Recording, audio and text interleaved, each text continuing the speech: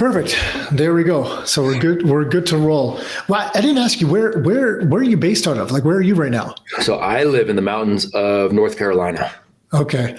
Yeah. You living in the mountains kind of actually seems about right based on what I've listened to, the way you've spoken and listened to you and stuff. Yeah. We're out here in the Appalachians. We got a farm out here and kind of off the beaten path. Yeah. But so Matt, where did you? So this am I saying it right? Is it Apogee Strong? Apogee, yes, sir. Yep. Apogee. Don't worry. We were on Fox News and we got Apogee. So everybody. so yeah, Apogee it is. Yes, where's the name from? So that's a great question. So Tim and I, so my partner Tim Kennedy is my business partner on this, and when we were deciding what we were going to build, we were like, all right, well, what are we really seeking to do? What's the mission? What's the purpose? And, it's this sovereignty and freedom and getting people to kind of to the culmination, to the top of the mountain, so to speak. And that's where that name comes from. It was actually another special forces guy who said, he says, well, apogee means kind of the culmination and getting to the highest point of something.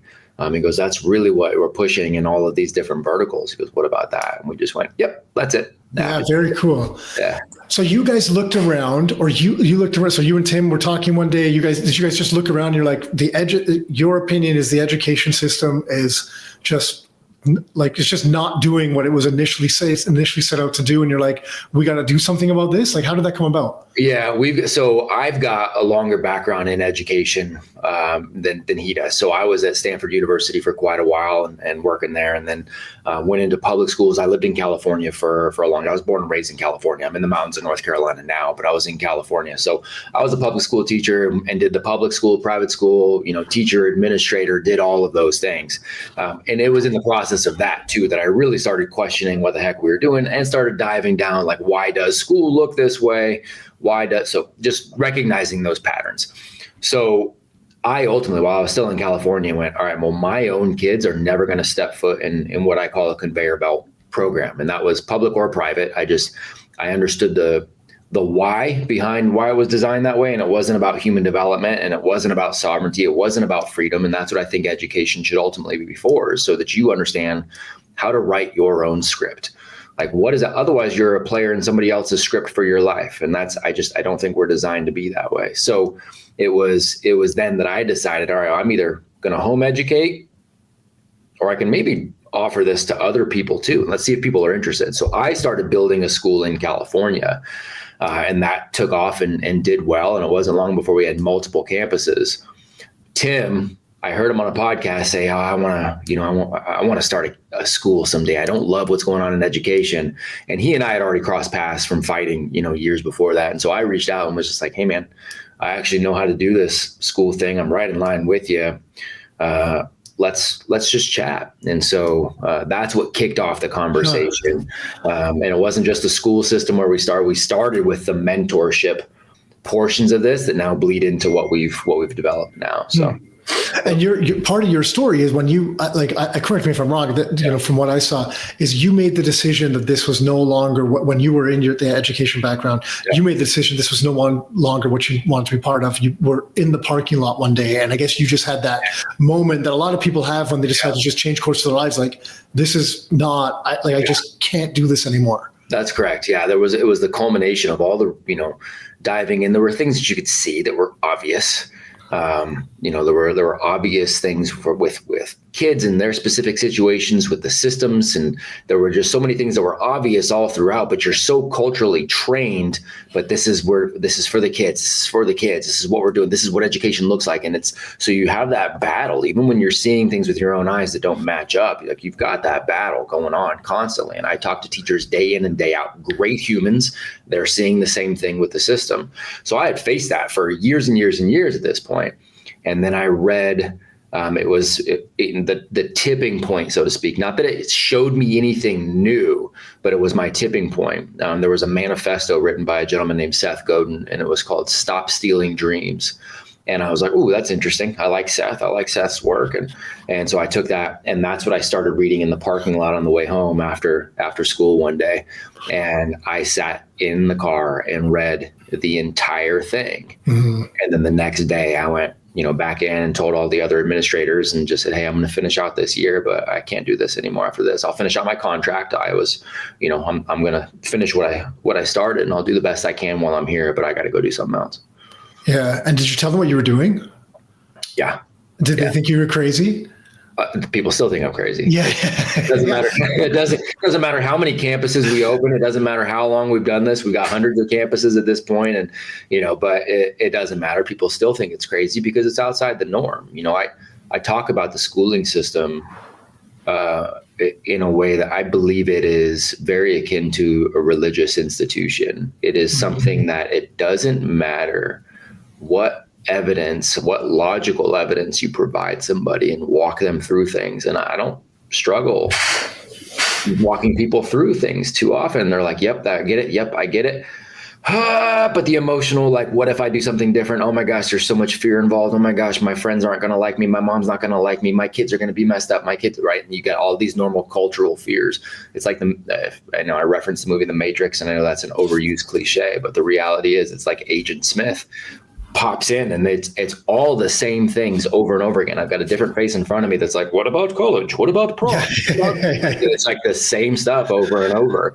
And those are the conversations we're having every day, is trying to get people outside of that to see, like, you are enslaved and you are enslaving your children. And I don't say that word lightly. And it's not because people in the school system are bad.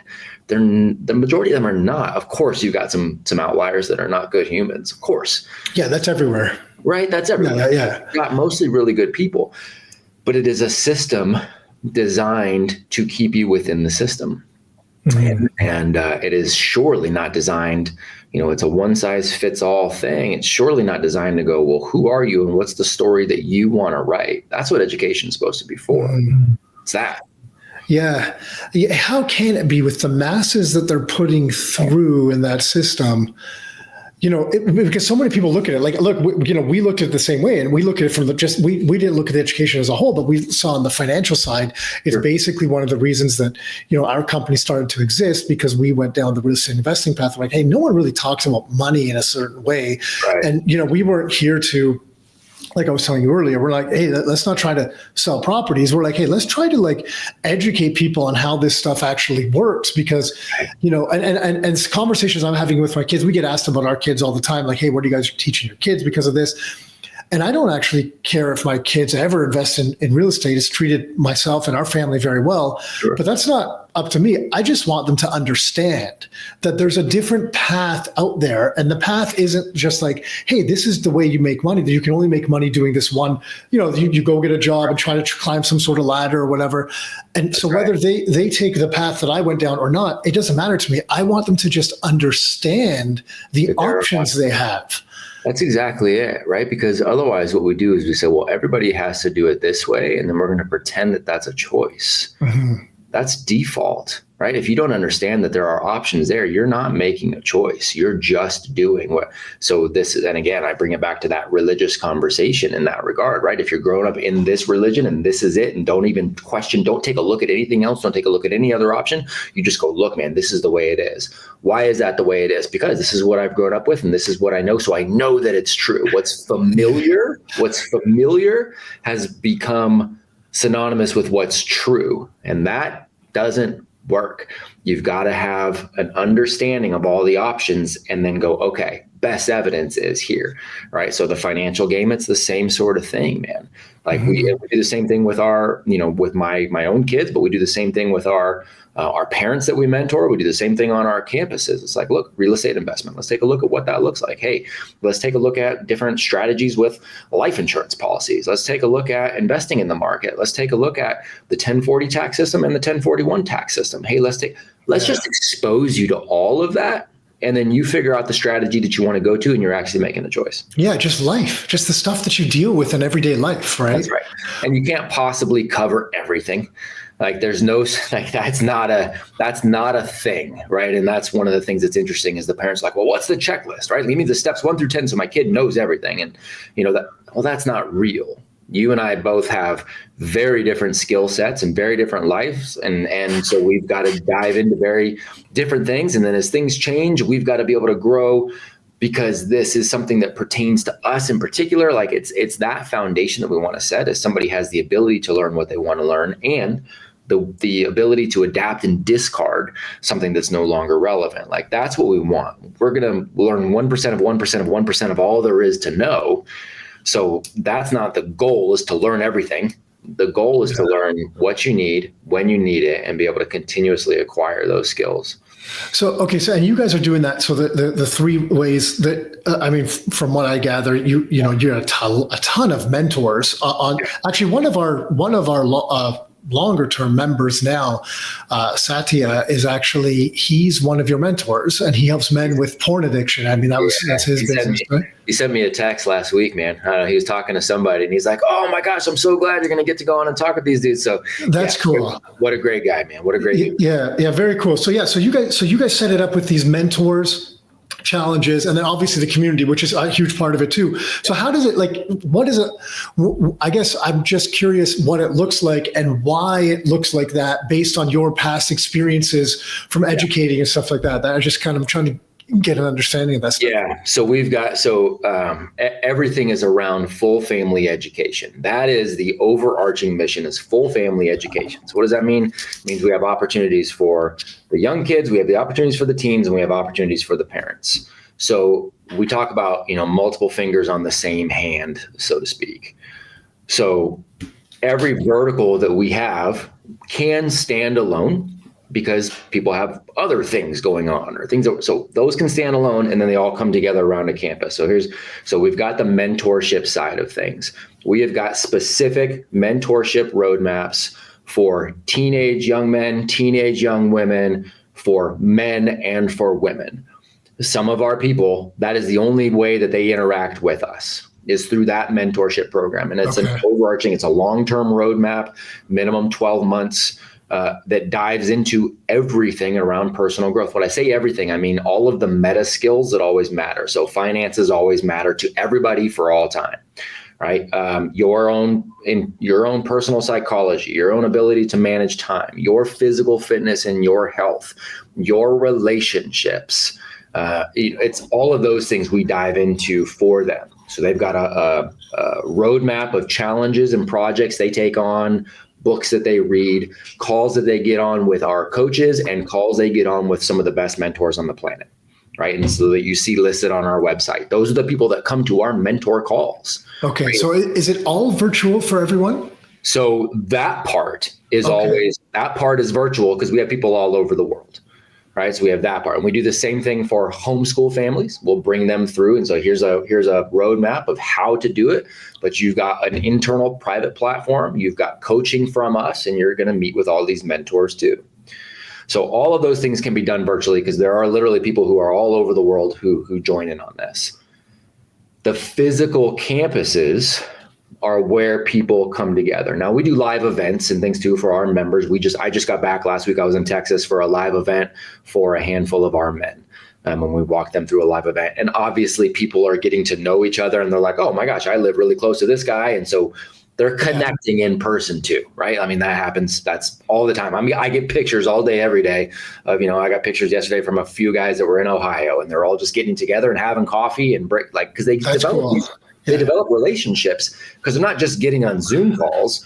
They're diving into challenges and things that are moving their life forward, and they're talking about these things and getting coached through these things. So they're developing real world bonds because they're also sharing the struggles that come with that. And, so that's all there. But the campus has become this hub. The campus has become a hub where all of it comes together. So people are bringing these campuses to their community. It is K through university, if they want, for the kids. Wow. So they're pouring into them all day, every day.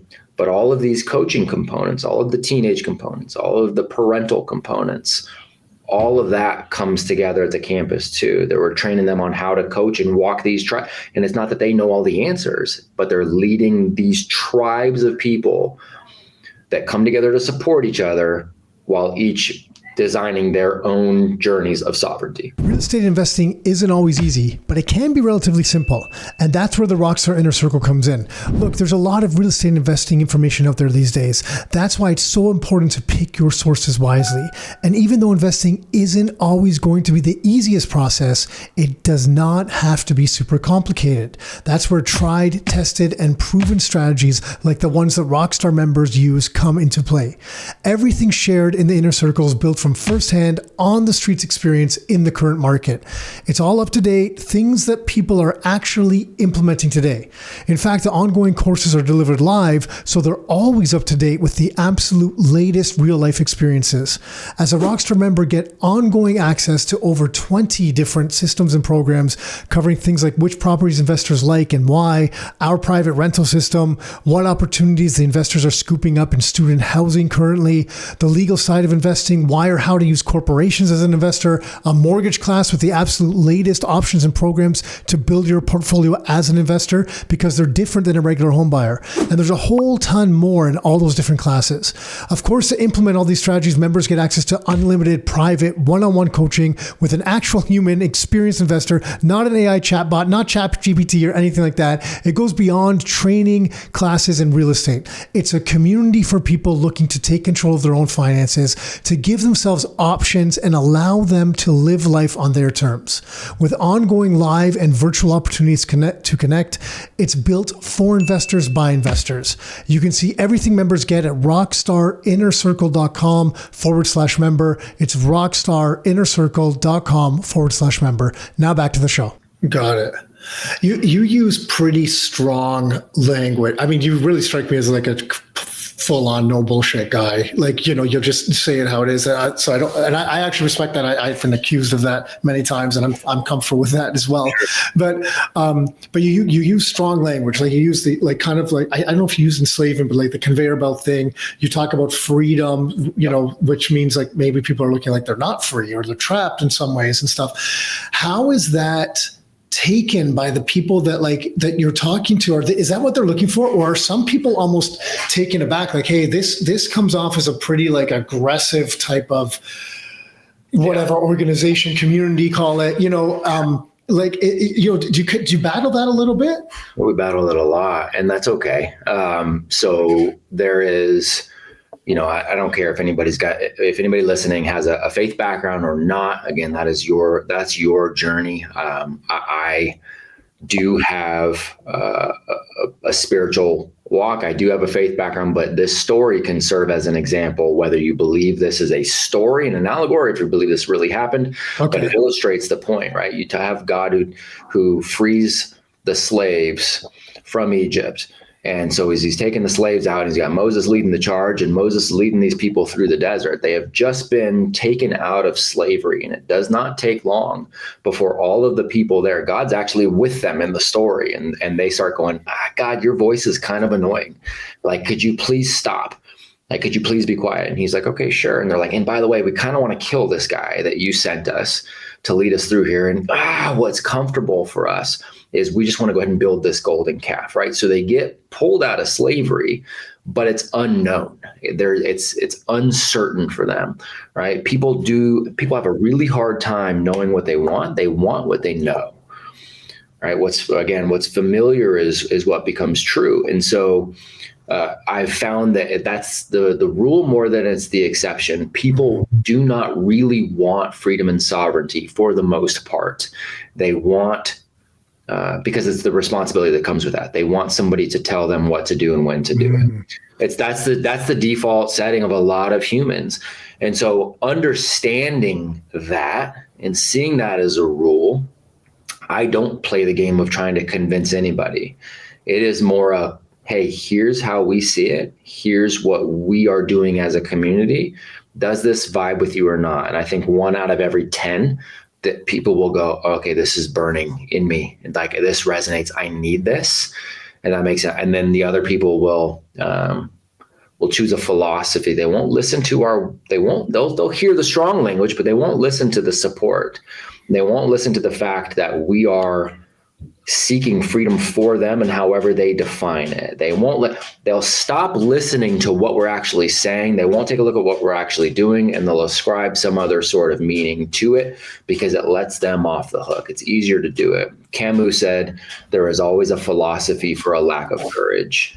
And I've found that to be extraordinarily true. And usually the easiest thing to do to dismiss your own courage is to find the enemy, even if that enemy is somebody that's trying to just help you in the first place. So yeah, we get pushed back quite a bit, and I don't worry about that because if you listen to the families within the tribe, they're like, yeah, we're like, this is it. Like, we've changed everything. Our marriages are, the marriages are better. Our kids are extraordinarily happy. Our whole family is moving forward, and there's nobody in the tribe that we're having to listen to. We just have people helping us through this. We've got us people like, oh, that sounds like a cult. Really? Who's the leader of this cult? Because there is none.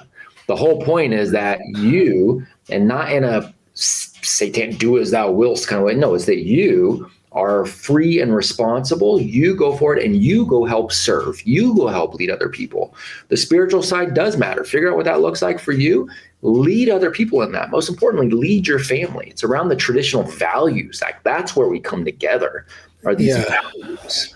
Yeah, which is there's an argument to be made that the lack of those consistent values or the erosion of those in our society is really, causing a lot of the challenges that are out there. I agree.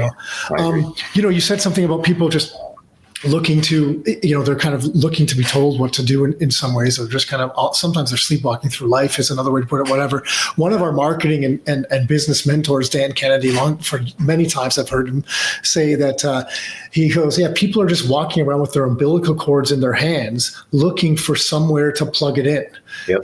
And it's always stuck with me that when he said that, because I laughed the first couple of times he said that, but then as I guess life progressed, I looked around and I'm like, more and more. And then, the whole COVID thing, that opened my eyes personally, and everyone was entitled to their own opinions. I don't care, if you felt strongly one way or the other, but the only thing I wanted to do is surround myself with people that were educating themselves and having and trying to look a little bit deeper beyond what the narrative was, and just to kind of go that, because most people just defaulted to like, here's the narrative, I'm just going to believe that, I'm not going to go any deeper, and that was it. And I'm just like, man, that's the first time when I looked around it, I'm like, I can't believe the number of people that literally believe the first thing they're told by a certain source, and they're like, well, that must be the truth, and that's it, hard stop. And that's when I was just like, holy shit, what is going on in society?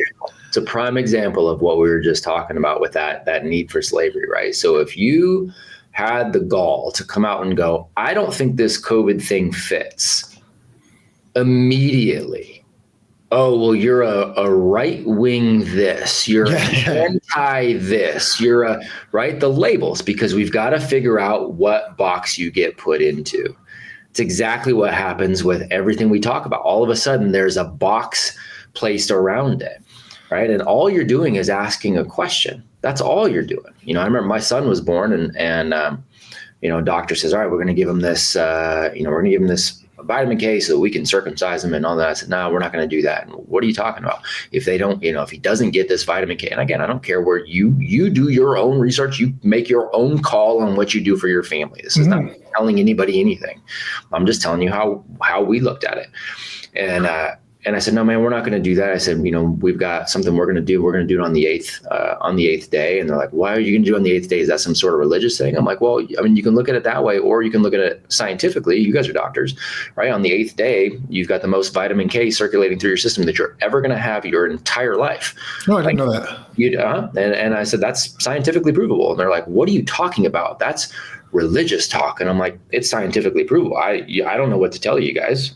That's the way we do. So we had a bunch of doctors that were overlooking this. One of the midwives came and got us, and they're like, they're all looking all of this stuff up that you just said. And I'm like, cool. And it doesn't make me smarter than them. It just means I knew that thing, but that's not something in their training that they're ever taught. Because why? They're taught to perpetuate a system, right? It doesn't mean they don't know anything. And I'm thankful for them, and they do a lot of amazing work. But they're taught to perpetuate a system. When you're taught to perpetuate a system, you're not taught to ask questions. And questions are the thing that we should be promoting more of. Not always looking for the answers, is looking for better questions. Mm-hmm. That's always the game. And it helps you to stop looking at everything from these boxes and trying to place things in a box. We had at when I still lived in California, Jo Jorgensen was running for president of the United States, and she was running under the Libertarian Party, right, in 2020. And so she came and she did her Northern California tour and spoke. Her speaking engagement was at one of my campuses. And so we hosted, presidential nominee. It was pretty cool. And so I got to go up there and introduce her. And it was hilarious to me, the example that came out from that. So I introduced Jo. I go back into the crowd, and we had this kind of outdoor amphitheater sort of thing set up. Within the hour, I had somebody come up to me and go, I don't understand why you have Jo Jorgensen. This is a stranger. It's like, I don't understand why you have Jo Jorgensen here. I'm looking up your school. I'm looking up the way you run things around here. I'm looking at the fact that families have a choice, that kids have a voice, like they're voting on something. If I had to look at this school and bet, you're a Democrat. So you've got this libertarian presidential candidate here. Like, I don't understand what's going on. At the same place, I had somebody come up and go, oh my gosh, I'm so excited that you're libertarian. I didn't realize that. You've got Jo here. Obviously, you're a libertarian.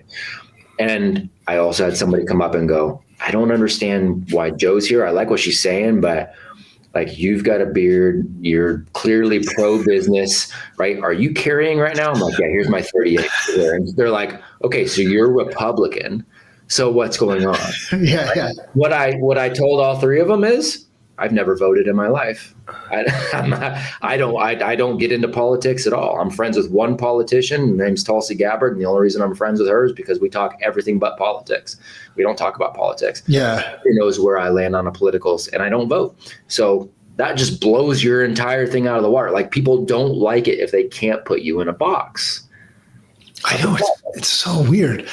On a side note, I actually, the first time I heard Tulsi speak, I don't know when it was probably years ago on the first time maybe she was on Rogan. I think it was when she was actually, the first time she came on my radar was when she was running against Hillary in the Democratic Party, and she, she started going against her. And I don't know Tulsi, obviously. I think she's flipping awesome. She's great. She's great. She just thinks. I just like the way she speaks. It's great. I think she's an asset for you guys right now in the position that she's in. Hopefully that's proven true, but I definitely comes across that way. Good human. Yeah. Hey, so okay. Okay.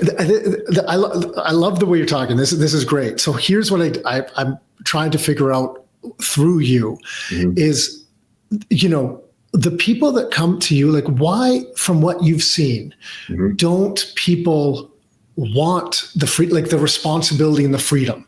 Like, what is it that stops them there from what you're seeing? Like, because the majority of people, maybe they don't know there's other options there, but some people do, but they still decide to go down the regular path, the standard path that we've all been kind of shown. Like, why is it? Is it just people just don't want the responsibility? Like, is that what it is? They just kind of want the easy way. There's a fear somewhere. So the fear is not all. Fear is always the identifying factor, but it just looks different for everybody. So it's a fear, right? So fear of the unknown, I guess. Fear of the unknown, and it's fear of doing something. It's fear of doing something different, and it's always interesting to unravel the fear, because it is always different, right? So sometimes on the school side, it's the fear of, okay, well, if I don't do what everybody's always done, my kid is going to be broken. If I don't do what everybody's always done, my own parents will be angry at me. If they don't go the college route, people will think I'm not a good parent and they'll never get a job. It doesn't matter what statistics show, like none of that matters. It's that cultural indoctrination around that, right? If I do something different here from a financial standpoint, well, I'm going to bury my family. I can't take the risk of going out and doing something different. I just need to put my head down, walk through this job that I hate, knowing I could be fired at any time, but hey, that's security, right? It's always fear. It's always, it just looks different for each person. So that's what's interesting, is walking through and trying to help them identify where that fear is. Is it the fear of somebody else? Is it a social fear? Is it a financial fear? Is it a fear that you're going to be a bad parent? Is it a fear? Like, that's it. And then they've got to sit and wrestle with the choice. Got it. And then I thought it was kind of cool that you had something, because, like it can be perceived initially with the freedom, and it's kind of like there's some kind of like an aspect of it that's, I don't know, quote unquote hard, maybe. It seems kind of like people could perceive it as leaning like male dominated. But I really like the fact that you have a stream. I'm the father of 2 daughters, so but I love the fact that there's a stream for women, men, and then beyond that, even the parents. Because I'm like, oh, this is cool. Like, this is how it has to be done. You have to encompass everyone, because if the parents are thinking one way and they're fighting what's going on to the kids, and you'd think they wouldn't, because if the parents are trying to put their kids through this, they're probably not thinking that way. But we all have battles in our lives, or kind of like hurdles we have to face and get over as well, right? So I thought that was really cool to do it that way. We've got to do it that way. So we've got, we bring everybody together as a family, but we also understand that, and it's crazy to think that this is a controversial statement, but men and women are different. And that's the design. It's crazy that that's a controversial statement, but that's fine. And we take hate for saying that too. And that's fine. But men and women are different too. There's a lot of things that are the same, and there's a lot of things that are different. There are a lot of concepts that exist as a concept, but men and women will associate with that concept differently too. And all of those things are great. Those things are beautiful. So there are opportunities for everybody to come together as a family. There are opportunities. Sometimes we'll bring in mentors that, like when we brought Tulsi in, as a guest mentor, we had our men and our women on there. It just made sense. Then there are sometimes we'll bring certain people in, is like, no, this is for our men, or this one's for our teenage boys. And then my friend Carrie Walsh, right? So Olympic volleyball player, probably the greatest volleyball player that ever existed.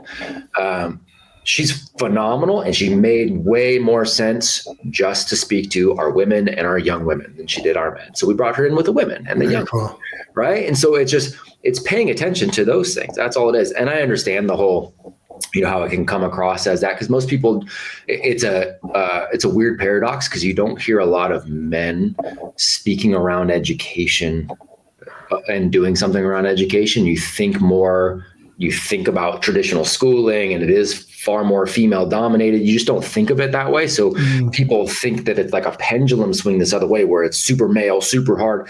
And Tim and I both have more daughters than we do sons. Both of us do. I got 2 daughters and a boy. Tim's got 3 daughters and a boy. And we've got a lot of amazing women in our circle too. So pouring into the moms and the girls, that matters. And how is it received differently from women than men? Like, have you found that, there's just like an equal level of understanding, or do you find some people get it quicker, or is there any kind of similarities in the people that are like, hey, okay, I'm on board with you guys. I get this. It's the people, it's the values, right? Yeah. We talk about our values, our code, which is really, it's not a code that we made up. It's a Bushido code of honor and integrity and loyalty and commitment and bravery. And, it's politeness, and it's those things. And so when people agree with the values, men and women can agree with the values. So it tends to be more of a, families that agree more with a traditional quote unquote mindset, over anything else, which that's where we lean. It doesn't mean we hate anybody else or we're against anybody else, right? There's not only one right way to do things in the world, you mean? You know what I mean? So it's just that. It's like, look, there's, So it's exactly. So people, when they see the value alignment, that's it. Yeah. All it is. Because we're not telling anybody what to believe on any. We're not telling it. There is no part of us that goes, we're going to tell you exactly how to think. Our requirement is that you think. Mhm. That's a different thing. We just require that you think. Most people believe they think. Most people react. And they surely don't think critically. Thinking critically means you are thinking about your thinking. Mhm. And that's what we force people to do within our roadmaps, is really to think about their thinking, so that when we come on and we start having some deep conversations, we also teach them to be emotionally in control, so that if Nick and Matt are having a conversation and we get to a point where even though we agree on same values, Nick goes, okay, but in this particular arena, here's how I see it. And Matt goes, okay, but here's how I see it. These are different. We both have the emotional control and the critical thinking ability to go, okay, well, why? Why do you see it? Nick, what is your evidence around that? And I'm actually going to listen to you. And I'm going to go, okay, well, here's my evidence. And then we have an understanding of each other. And then we can decide, do either of us adopt the other person's evidence? Do we go, no, I still like mine? And we can understand that, we still come together on these values, and 99% of things we probably do agree with. So, hey, that's okay. High five. Like, we're still friends. Like, it's okay to disagree. Where did that go? Like, I agree. I was talking to someone. It's gone. Yeah, I was at the gym the other day, just yesterday, actually. I was talking to a guy in the morning, and something came up. He's like, well, I disagree with this. I'm like, no, I think they should be doing this. I think it was something with, well, I won't even mention it, but whatever. And I'm like, yeah, well, I think this. And he's like, well, because of this. And I'm like, yeah, okay, that makes sense. I agree. I can see where you're coming from. I just really feel like this way. And it was kind of like, it was just left at that. And I'm like, that's great. And it's weird because it's so unusual. I've always found that for me, I guess through my whole life, I always challenge people's lines of thinking, not as a way of trying to go against them. I'm trying to learn from them. So if they have a certain line of thinking, whether even I have an opinion on it that agrees or disagrees, right, it's not even from that. I'm trying to get a deeper understanding of why they feel that way so that I can learn from that experience. But now it's viewed that if I'm asking questions in a certain manner, like on certain topics, that I'm pushing back, and it's like I'm against them. I'm like, no, I'm not against you. I'm trying to understand you. That's right. But like in today's world, it doesn't work anymore. That's right. I'm trying to understand you, and I'm trying to understand my own position. Exactly. Like that, yeah. Right? Like that, again, when you have all of the options, then you can actually make a choice. Your thoughts are the same thing. When you have a thought around something and somebody challenges that or gives you a different way to look at it, that's a gift, because now you've got an alternative perspective that you can go, okay, I'm going to weigh that. Do I like that? Do I want to integrate some of that? Does that seem to make more sense? Or does it seem to me, okay, I get the perspective, but I'm going to choose this. I actually want to choose this perspective, and here's why. Mm-hmm. And it forces you to come face to face with yourself. I'm going to choose this perspective because it provides the most sound, logical evidence in my mind. Or you can come face to face with yourself and go, I'm going to choose this perspective because even though what he just said makes sense and it kind of scares me how much it makes sense, I'm going to choose this perspective because I know the fallout from that. If I don't choose this perspective, there's going to be a social downfall, or there's going to be, but at least you have to admit it to yourself, mm-hmm. right? At least you have to come to grips with the fact that you're choosing because. Exactly. Yeah. Yeah. In this real estate investing world, there's all sorts of, people have come to us. They're like, oh, we want to offer this, especially because if we can because we have a community of ourselves, we hold events a couple times a year with, 1,000, 1,100 people or so are there. So people want to come there. They're like, oh, well, I want to offer this. And we're like, no, we don't, it's not that type of event. We're not like selling things. Yeah. But, when people have sat down and they always try to say, well, here's all the good. This is the best thing, it's all guaranteed and stuff. And first of all, I'm like, in real estate, as soon as you say it's guaranteed, I'm like, I'm running I'm running the other way. But I try to tell people, I'm like, look, the way I like to be sold to is I want to tell me all the good, give me your sales pitch, but tell me the bad as well. Yep. Because then I feel that I can make a complete decision because in my opinion, nothing is perfect. There's a good and bad to everything. Right. And I want to know it. And then I feel that I'm allowed, or that I have enough confidence in myself that then I can make the decision that I feel is right for myself. Sometimes I'm going to screw up and it's going to be the wrong decision, but that's life. That's right. But I try to tell people, like, I want both sides. Whenever someone's trying to sell me something, they're only giving me the good. I'm like, you don't understand. That's working against you right now. now. That's exactly right. Right. Give both sides and then just give the invitation. Again, and it's not going to be the sexiest marketing, strategy. It's not going to be the sexiest sales strategy, but it's the most honest Yeah. piece of that. What are you seeing? So in your time now doing this with Apogee or before with your schools, or I don't know if they were called schools or whatever you called them when you set them up in California. Yeah. How long you guys been at this now?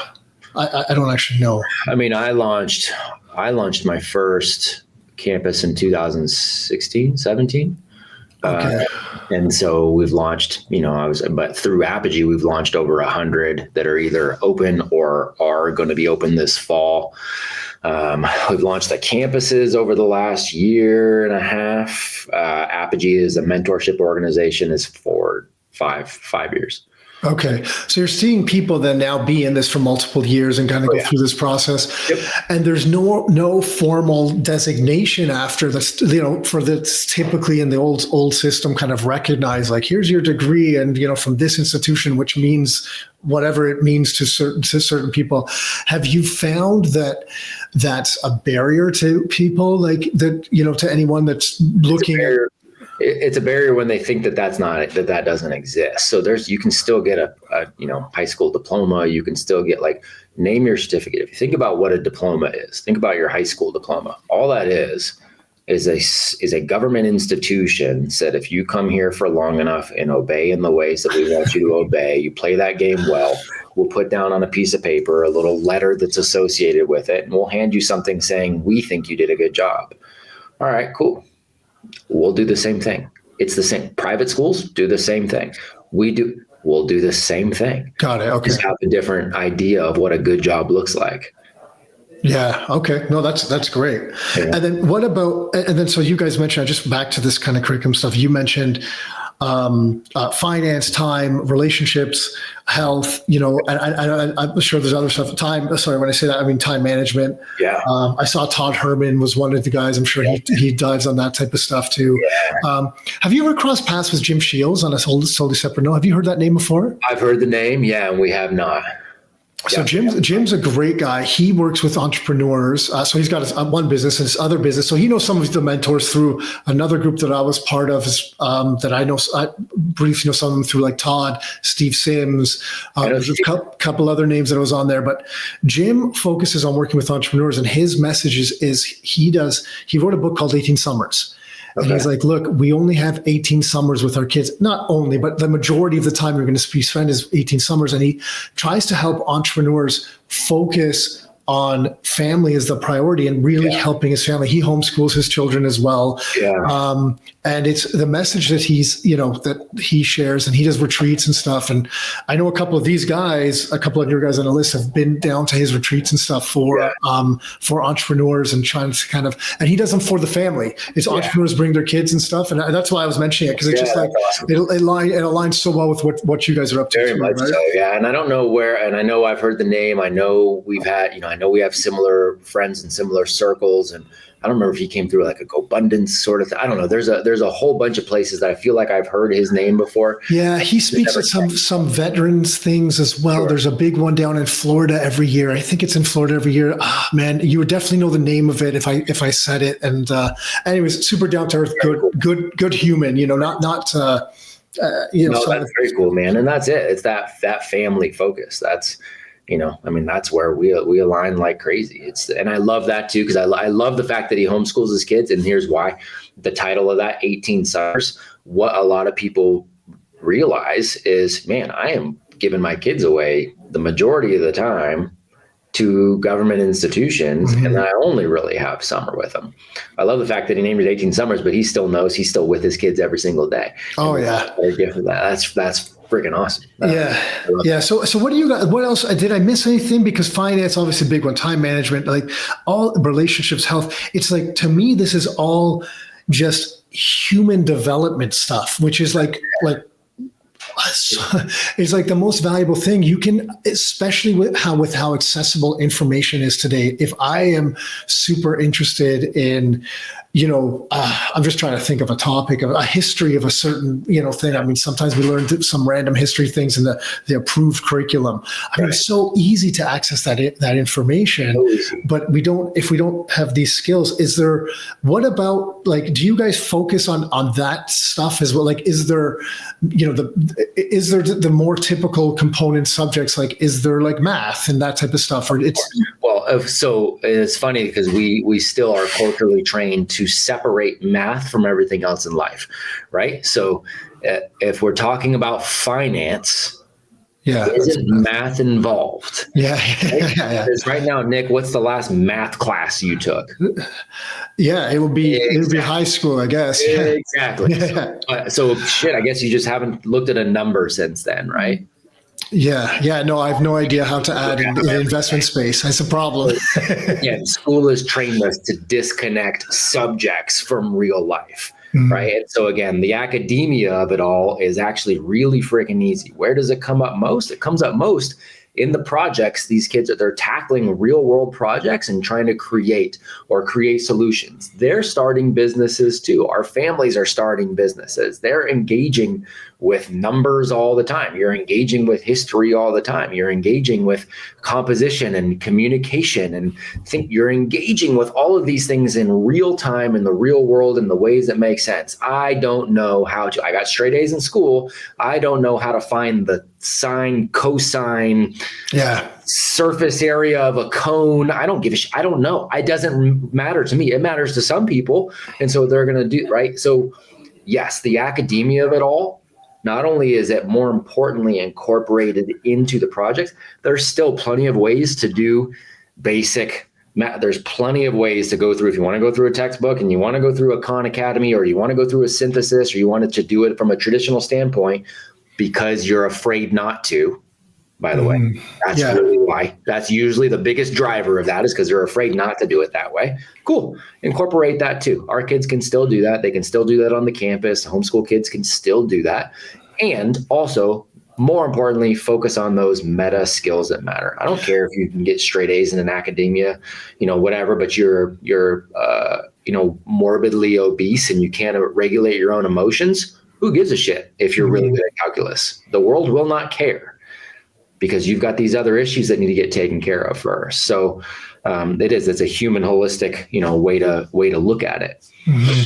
Yeah. And if you have those skills in yourself, so if you have the confidence in yourself, you have an understanding of how to gain knowledge when you need knowledge in a certain subject, you're confident enough in yourself to go ask for help. If you can't figure out the surface area of a cone, you can go, if you don't know how to initially, you can figure it out. And, something I always tell my kids, I tell my oldest daughter, she's very independent, almost to a fault sometimes. And I try to explain to her, I'm like, it's not a sign of weakness to ask for help when you don't know something. To me, it's a sign of strength. Yeah. And I go, if you're in a team environment, or you're in an organization or whatever, you want to be able to ask for help, because it allows you to get stuff done. If you just sit there and struggle with things, it doesn't help anyone. So I feel strongly like, the stereotype around guys, like they won't ask for directions, and now GPS has maybe made that all irrelevant. But I'm always like, if I don't know something, I have no shame in going and saying, hey, can you help me? Like, I don't understand this. I'm willing to put in the work. I'm willing to go do it. I just need a little bit of assistance. And most people, I think, respect that. Yeah. Well, you have to. I mean, the reality is, if you're going to make more impact, you're going to serve more people, you're going to get to a point, and however you're doing that, you're going to get to a point where you cannot, in the world we operate in, do everything yourself. Of course. You just can't. Even if it is outsourcing things you could do, but you have to use your time for something else, right? And a lot of times it also happens to be a skill set thing, where it's like, I don't have the skill set there's things we're doing in the business right now. It's why we have a team. There are things where I met with my team yesterday and went, hey, here's what needs to get done, and I don't know how to do it. But I know you do, and I know you do. Here's what it's got to look like. I know what it's got to look like. I just don't know how to do it. And it doesn't make sense for me to take the hours and hours and hours it'll take me to learn this. Right now, it makes more sense for you to do that, right? And so, it's those kinds of things. And you can teach an independent, I love that your daughter has that independent streak, because you can teach an independent person to delegate, to lead in that way, right? To go, what's the life and death thing that that only I can do. What can I eliminate? What can I automate? What can I delegate? You can teach an independent person that more easily than you can teach somebody who has become fully dependent to become independent.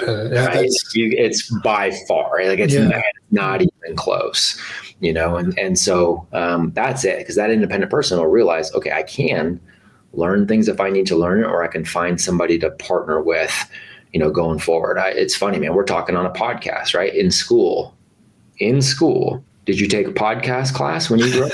Yeah, no, definitely not. Shit, but you somehow figured out it wasn't even a thing when we were growing up, man. And why are we so arrogant that we think that's not going to be the same situation for our kids, right? There's going to be things they're going to do that we don't even know how to prepare for because it's not a thing right now. 100%. This is what freaks me out. I'm curious your opinion of this. So this is my one of my big challenges with the current education system. So my daughters are 11 and 14. Cool. So one's in grade 9. She'll be done high school soon, looking at post-secondary and things. And I'm just looking around and I'm like, if you look at the way the system's structured right now and the speed at which things change now. So, and I'm not just talking about AI, but AI is obviously a big one. Like if they're not learning to use those tools, but just science in general, like the amount of, if people are learning about health and nutrition, like there's the amount of speed and information that's coming our way now, new developments, it's like, it's just mind blowing. Yeah. So, but then they're going to go to this, this institution, or the path is, they go to this institution, they call it post-secondary, that the pace of change in these post-secondary institutions is so slow, it's so political. There's profs with their textbook, they want their material, they have tenure and stuff. Like there's all these things going on. And I'm like, they can't keep up with the pace of change. Right. I don't understand. It's a hard argument to make. Look, if you want to be a doctor, you need a certification for, like, if you want to be an engineer and stuff, like I love engineers. We need bridges that don't fall down and stuff, So I get it. There's certain things, but there's so many of these random programs now that I'm just like, I don't understand. What are they going to teach them? They're going to teach them things that were good 10 years ago. Yeah. They're not keeping up. And I don't see how the traditional institutions, unless there's this massive overhaul, I just feel like they're falling apart in front of our eyes, and people don't realize it yet. And I'm just curious your thoughts. I don't know if I'm out to lunch on that or like. You're spot on. So why would we send our kids there? You're spot on. Again, there's some intentionality around going.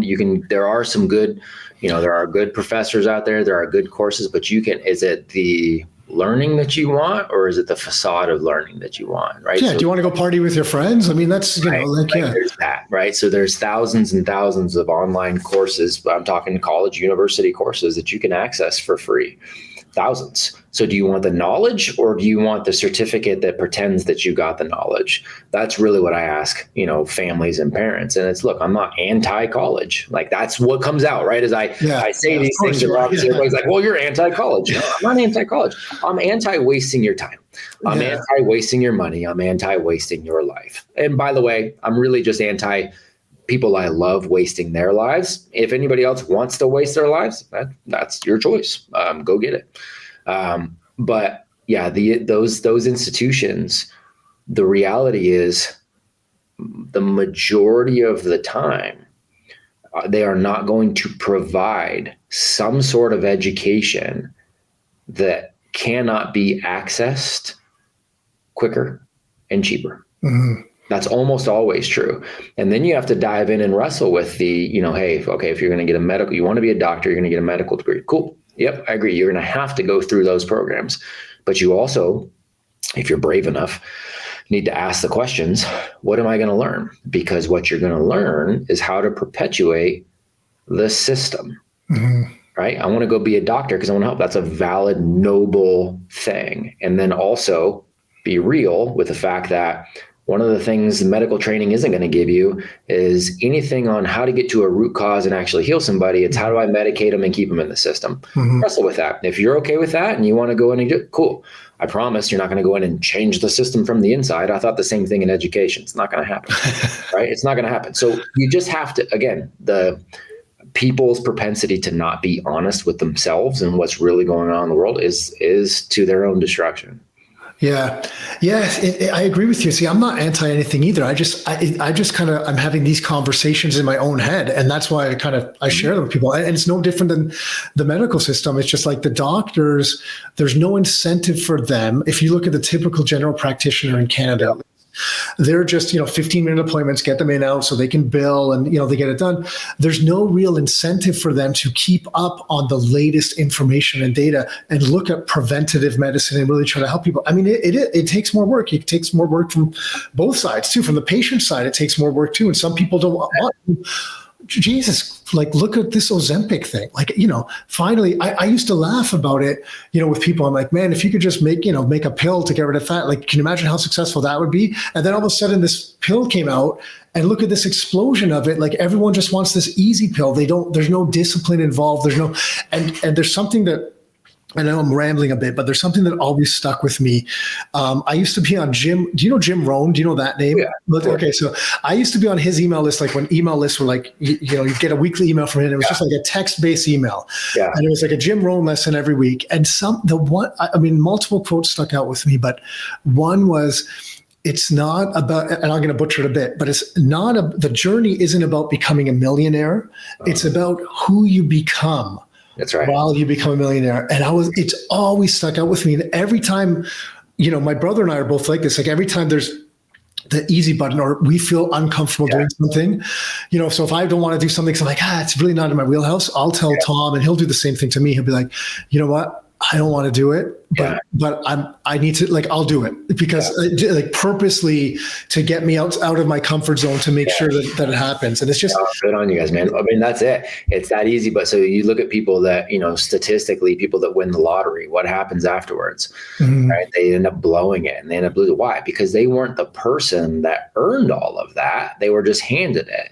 Spoiled kids who were given everything. And the stereotypical trust fund baby, right? They're given everything.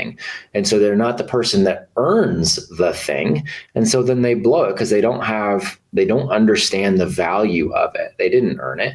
Right. And so it's that in many forms.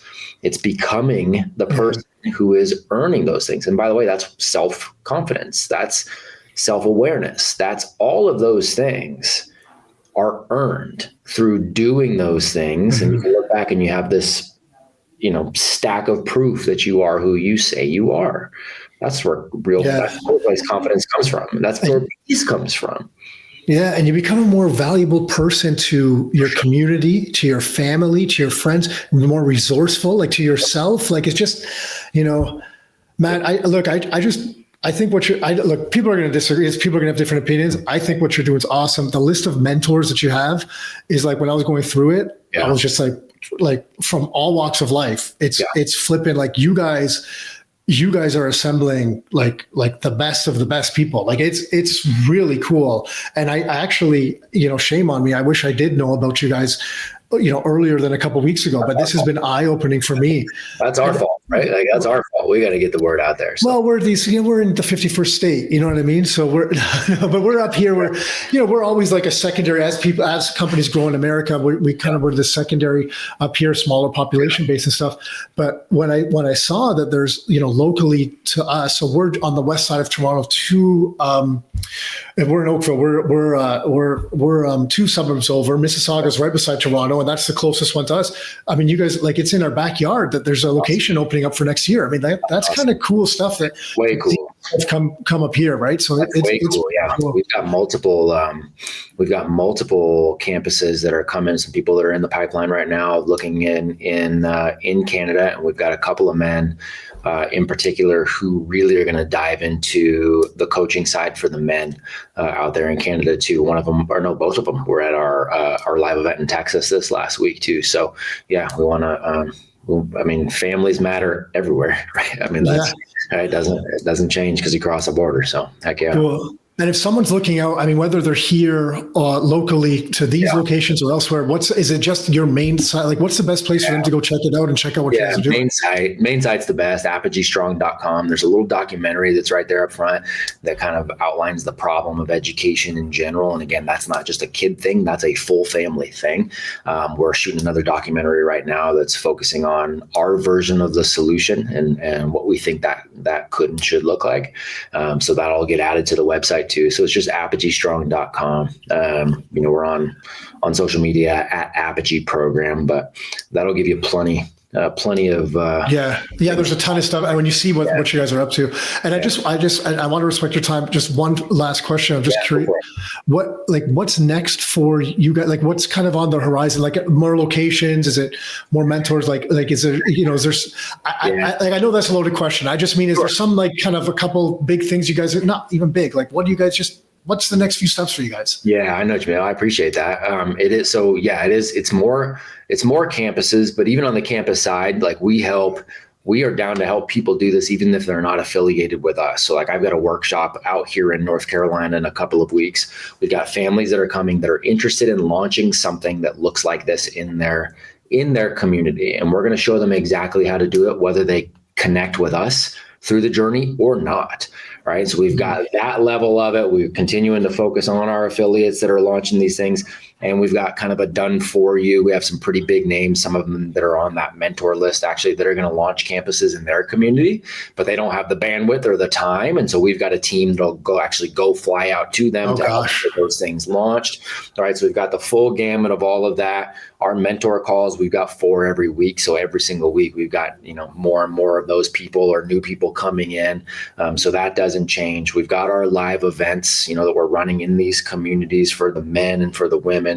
And then the biggest things, I guess, more on the way is we have our foundations too, our nonprofit foundations where we're scholarshiping families for these things, but we got to let people know, more about that too, so that anybody that wants to help and is like, all right, cool, let's help redefine education. They can tangibly help. Tim and I don't take any money from those foundations. No staff gets money from the foundations. 100% of stuff that comes in, tax deductible, but also goes 100% to families. And so cool. Look, man, hearing you say that, I want to stand up and cheer. I swear to God, like it's flipping. It's great. Yeah. I've never seen. It's the first time I've seen someone put it all together and kind of just start really rolling it out in this organized way. I just think it's great. Those events that you're talking about, do you have to be enrolled to come to one of those events to check them out, or is it open to other people too? How does that work? Really good question, man. So far, we've only done it internally to our people. We are going to go external too, and I don't know exactly when, because we have some internally that want to do it first.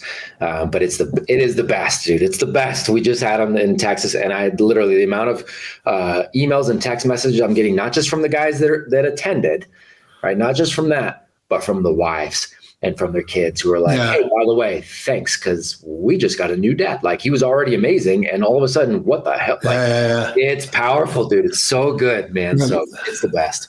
Cool. So yeah, we'll go external too, probably closer to the beginning of next year. All right, I'll stop. Look, I'll just say to anyone listening, I really feel strongly, like, if you're interested in this side of things at all, I just think, like, just keep an eye on you guys, like, follow you guys on social, go to the website, just check you guys out, just to see what you guys are up to keep your thumb on the pulse. You know what I mean? Whether it's right for you now down the road, or it's not right for you. Like, even if it's never right for you, I'm a big believer, just understand what alternatives are and what's out there, just to kind of go from there. Right. So I agree, man. Thank you for that. Yeah, no, I really, really respect your time, Matt, because you didn't know us jumping on, and you're probably like, who the heck are these guys? So it was Anthony that reached out, to his credit. So I genuinely appreciate you jumping on and giving us some of your time. Honor is mine. You guys are doing great work too. And again, Satya, reached out, sent a text. Yeah, I should think. Great guys. And I'll tell you, when you have great humans who are like, hey, these are other great humans, I'm game. Done. Yeah, that's cool. I'll reach out and definitely thank him. I'm sure he'll be listening to this. So Satya, thank you for this. So yeah. Cool. Thanks, Matt. Appreciate it.